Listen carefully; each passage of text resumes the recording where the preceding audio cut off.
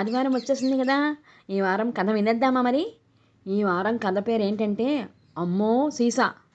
అమ్మో ఏంటో ఇది చాలా విచిత్రంగా ఉంది కదా, ఏమిటో అమ్మో సీసా, వినేద్దాం. పెనుగుళ్ళులో నారాయణ లక్ష్మి అనే దంపతులు ఉండేవారు. వాళ్ళు ఓసారి పని మీద గ్రామం వదిలి వెళ్ళవలసి వచ్చింది. ఇల్లు భద్రంగా చూడమని పక్కింటి సుందరంకి తాళాలు ఇచ్చారు. వారం వారం నారాయణ ఇంటికి వైద్యుడైన అతని బావగారు చక్రధరం వస్తూ ఉంటాడు.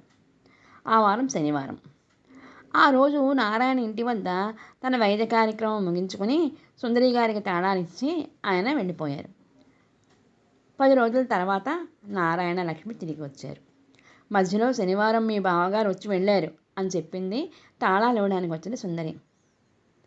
అది మధ్యాహ్న సమయం కావడం వల్ల లక్ష్మి వంట చేశాక దంపతులిద్దరూ భోజనం చేశారు.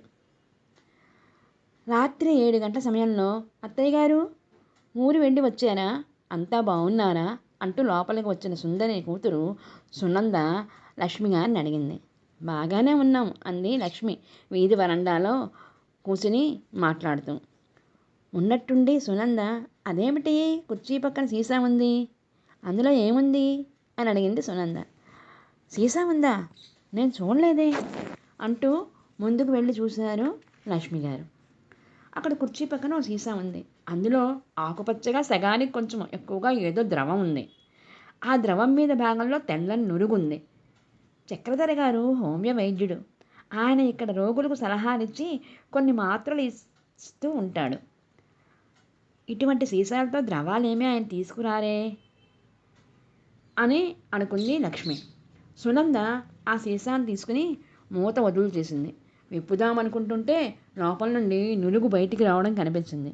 మూత బిగించేస్తూ, అమ్మో అత్తయ్య గారు, ఇదేమిటి పైకి తండేస్తున్నట్లుంది అంది సీసా అక్కడ పెట్టేసి. ఆ తర్వాత ఆ సీసాను లక్ష్మి తన చేతిలోకి తీసుకుని మూత కొంచెం వదులు చేసింది. వదులు చేసిన కొద్దీ లోపల నురుగు బయటికి పొంగుకు రావడం గమనించింది. అమ్మో ఇదేదో మాయగా ఉంది అని భయంగా మూత బిగించి సీసా అక్కడ పెట్టేసింది. ఇదంతా అక్కడ కూర్చుని గమనిస్తున్న నారాయణ దాని సంగతి ఏంటో చూద్దామని అక్కడికి వచ్చి ఆ సీసాని దాని చేతిలోకి తీసుకుని దాని మూత ఇప్పబోయారు. వద్దండి, వద్దు, అందులో ఏముందో ఏ మత్తు మందు ఉన్నదో మూత ఇప్పకండి అంది లక్ష్మి. అమ్మో వద్దంకుల్, అదేదో మాయగా ఉంది, నురగ వస్తోంది, దాని జోలికి పోకండి, ఆ సీసా అవతల పారేయండి అంకుల్ అంది సునంద.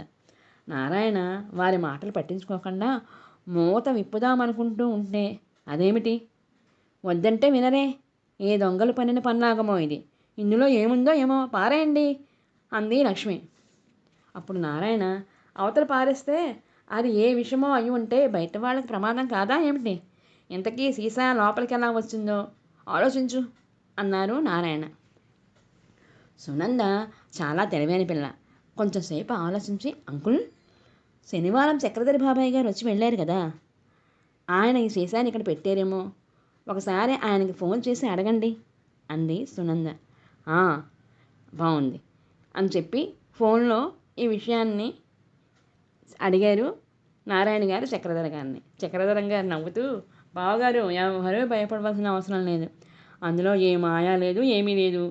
శనివారం నేను వచ్చినప్పుడు ఒక రోగి వచ్చి, డాక్టర్ గారు మీకోసం చెరుకు రసం పట్టుకొచ్చాను అని ఆ సీసా ఇచ్చారు.